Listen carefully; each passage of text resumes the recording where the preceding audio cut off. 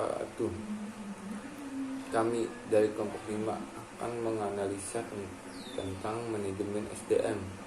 Saya, Samsudin, dan teman-teman saya.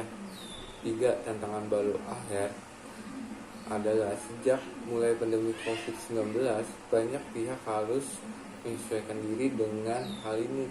Tak ada perusahaan, terutama SDM.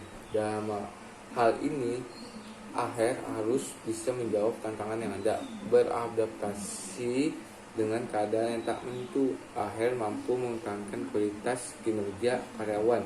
Berikut ini 3 tantangan baru akhir adalah: 1. Pemecah masalah. Di tengah ketidakpastian akibat pandemi ini, akhir harus menyusun strategi pemecah masalah dalam perusahaan. Tidak ada lagi membuat strategi pemecah masalah yang berjangka waktu 1 tahun saja, tetapi juga merincikan strategi tersebut dalam pembagian waktu per minggu dan per bulan yang dapat mudah menyesuaikan keadaan. 2. Keragaman. Salah satu dampak terbesar dalam pandemi ini adalah banyak perusahaan melakukan PHK besar-besaran. Tentu saja hal ini berkaitan dengan keragaman dalam perusahaan. Kok bisa? Karena sebagian perusahaan besar masih mengutamakan karyawan dengan golongan agama, ras tertentu. Hal ini menjadi salah satu tantangan SDM yang banyak disoroti publik. SDM yang harus dapat menerapkan keadaan dalam budaya, melihat data yang nyata, dan mengubah menjadi dampak bagi perusahaan, bukan hanya PHK. Keragaman merupakan tantangan akhir dalam merekrut karyawan. 2. Ekspektasi karyawan. Tantangan terakhir adalah ekspektasi karyawan yang berharap perusahaan bisa fleksibel dan mendukungnya. Dalam budaya kerja baru selama pandemi ini, dengan adanya fasilitas dan kebebasan waktu dan tempat waktu untuk bekerja, dalam menjawab ekspektasi karyawan, selagi akhir harus menggunakan data yang ada dan berfokus pada karyawan. Jadi kesimpulan, tantangan baru SDM di tahun 2021 ini merupakan hasil dari keadaan awal tahun 2020, di mana perusahaan dapat beradaptasi menggunakan data yang ada. Dan saya Nisha Rafrana, saya akan menjelaskan peran manajemen SDM, yaitu peran fungsi SDM di sini bisa dibilang cukup banyak, seperti turut menyumbang kontribusi dalam aktivitas perencanaan, pengarahan, dan perorganisasian dalam sebuah perusahaan. Peran fungsi SDM dan manajemen sumber daya manusia terbilang penting, yakini menentukan faktor produksi, membangun, serta mengembangkan perusahaan. Dan di sini beberapa peran manajemen SDM menurut Bianca, yaitu ada 4. Yang pertama adalah bekerja sama. Bekerja sama adalah pada semua tingkatan organisasi, manajer dan bagian sama bekerja sama untuk mengembangkan keterampilan karyawan, dan contohnya di sini ada para bagian SDM memberikan saran kepada manajer, supervisor dengan bagian amanah penempatan karyawan peran yang berbeda dalam organisasi sehingga membantu dalam beradaptasi di lingkungan. Dan yang kedua adalah bangunan komitmen. Bangun komitmen adalah bagian SDM juga menyerangkan strategis untuk meningkatkan komitmen karyawan terhadap organisasi. Hal ini dimulai komitmen proses pengikutan atau perekrutan dengan mencocok karyawan dengan posisi yang ditempatkan sesuai dengan kualifikasi mereka. Setelah dibekerjakan, harus berkomitmen dengan pekerja mereka dan merasakan tantangan sepanjang tahun oleh manajer. Dan yang ketiga, membangun kapasitas. Membangun kapasitas adalah tim SDM yang membantu bisnis mengembangkan keunggulan kompetitif yang melimpahkan mengembangkan kepastian perusahaan sehingga dapat menawarkan barang atau layanan yang unik kepada pelanggan. Untuk membangun SDM yang efektif, perusahaan swasta bersaing atau sama lain dalam work for talent. Ini berkait dengan mempertahankan karyawan dan membantu mereka tumbuh serta serta tetap berkomitmen dalam jangka panjang. Yang keempat, mengatasi masalah. Mengatasi masalah itu adalah manajemen SDM terbatas pada mengatasi kebutuhan pemimpin yang berupa, namun juga mengatasi pasar yang terus berubah. Peran fungsi SDM di sini bisa dibilang cukup banyak, seperti turut menyambung kontribusian dalam aktivitas perencanaan pengarahan, identifikasi tujuan, dan penggunaan teknologi HR. Tujuan manajemen sumber daya manusia pada masing-masing perusahaan bersifat variatif. Menurut Ulrich dan Lex 1990, sistem manajemen sumber daya manusia dapat menjadi sumber kapasitas perusahaan yang memungkinkan perusahaan untuk terus belajar, memperagakan peluang baru.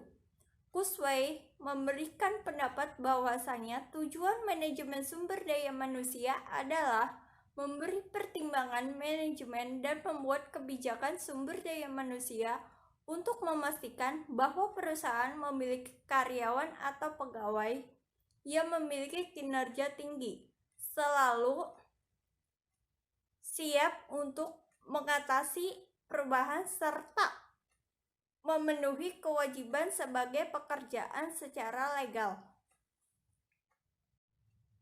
Di dalam tujuan manajemen sumber daya manusia, secara khususnya memiliki tujuan sebagai berikut, yaitu 1. Mengembangkan sistem kerja dengan kinerja tinggi yang meliputi proses perekrutan, seleksi, sistem insentif, serta pengembangan manajemen dan aktivitas pelatihan yang terkait dengan kebutuhan perusahaan. Yang kedua, mengembangkan praktek manajemen dengan komitmen tinggi yang menyadari bahwa karyawan atau pegawai adalah stakeholder dalam perusahaan yang bernilai dalam membantu mengembangkan iklim kerjasama dan kepercayaan bersama. Yang ketiga, memastikan bahwa persamaan kesepakatan tersedia untuk semua, yang artinya adalah keterkaitan saling menguntungkan antara perusahaan dengan karyawan. Memastikan bahwa karyawan atau pegawai dinilai serta dihargai atas apa yang telah dikerjakan atau dicapai. Yang keempat, mempertahankan serta memperbaiki kesejahteraan fisik, mental pegawai atau karyawan. Yang kelima, menciptakan iklim yang humanis, harmonis, serta produktif yang dapat dipertahankan antara manajemen dengan karyawan atau pegawai. Selain itu, manajemen sumber daya manusia memiliki tujuan umum pada suatu perusahaan adalah mengembangkan eksistensi yang dilihat dari sisi operasional perusahaan untuk meraih laba kompetitif secara berkelanjutan. Teknologi HR. Peranan teknologi dari manajemen sumber daya manusia. Dari sisi manajemen, penerapan teknologi misalnya dilihat dari sisi akuntansi, yaitu dahulu perusahaan menggunakan metode percatatan berbasis kas. Saat menggunakan metode dengan basis akrual atau rual basis. Selain itu, sistem akuntansi yang dahulu berupa single entry sekarang telah beralih menggunakan sistem double entry.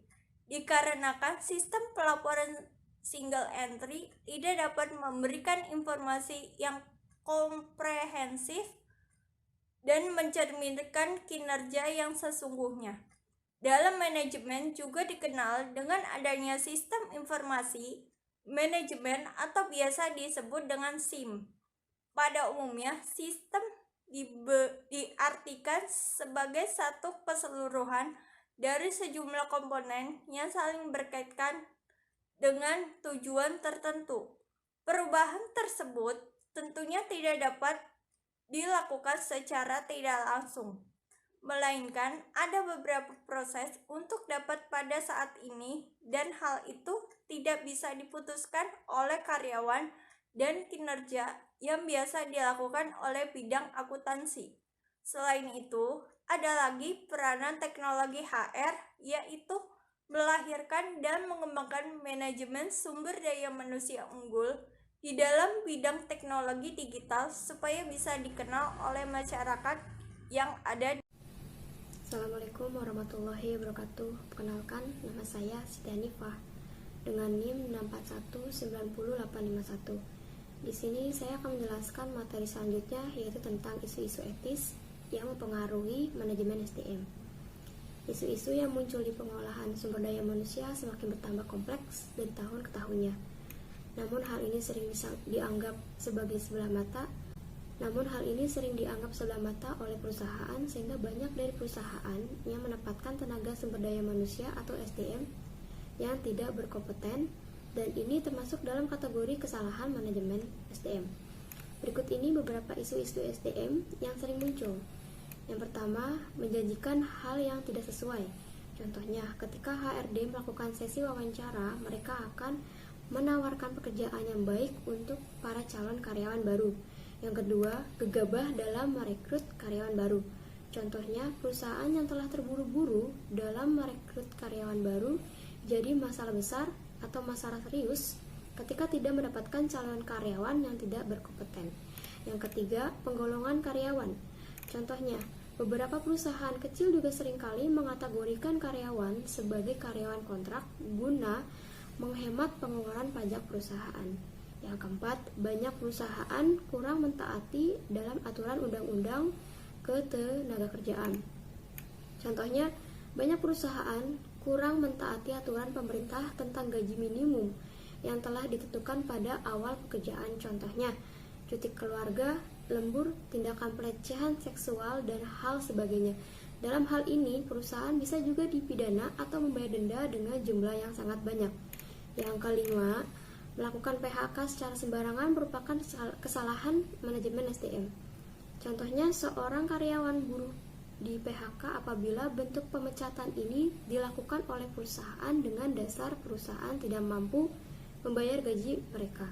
Maka perusahaan tersebut wajib melakukan pemeriksaan, atau apabila karyawan ini harus dipecat karena performa atau perilaku yang kurang baik, maka sangat penting untuk menomorduakan. Pertama, perkenalkan, nama lengkap saya Felicia Dayati. Di sini saya akan membahaskan materi tentang fungsi kompetensi yang dibutuhkan oleh HR profesional dalam manajemen SDM.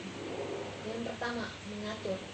Mengatur adalah praktis HRD membutuhkan skill untuk mengatur sesuatu yang baik melalui mengatur file visi para pelamar, skill mengatur pembagian waktu, hingga efektivitas dalam bekerja.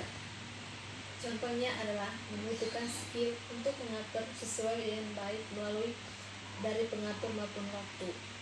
Yang kedua, multitasking adalah praktis HRD akan mengurus masalah kantor hingga masalah personal para karyawan, ditambah dengan timbul lainnya seperti perekrutan, pelatihan, dan sebagainya. Contohnya adalah bertanggung jawab seperti penyusunan dokumen dan surat kontrak. Yang ketiga, menghadapi masalah abu-abu adalah suatu masalah yang sering kali tim HRD hadapi, area abu-abu ketika menghadapi masalah. Contohnya adalah mengenai diskriminasi, komunikasi satu arah. Yang keempat, disiplin dan beretika baik. Contohnya bertanggung jawab dan bekerja dan memiliki sikap disiplin sehingga etika baik dalam setiap pekerjaan yang dilakukan.